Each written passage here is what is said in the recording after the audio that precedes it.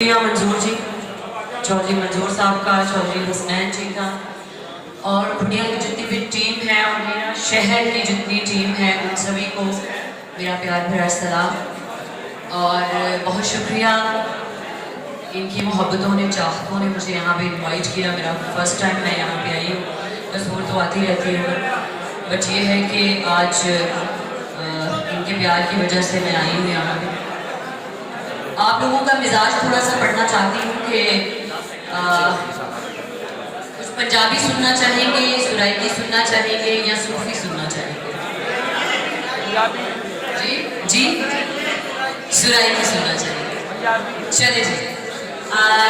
पहले तो टाइम के मुताबिक एक सॉन्ग है मेरा, दे लथा ते शामा ढलियाँ, और उसके बाद फिर मेरा एक रिसेंटली सॉन्ग आया है सुराइकी, बहुत ही ज़बरदस्त। उम्मीद करती हूँ आप लोगों को पसंद आएगा। अगर तो पसंद आया तो YouTube पे निकालिएगा और वो लाजिम सुनिएगा, ठीक है? अभी 3-4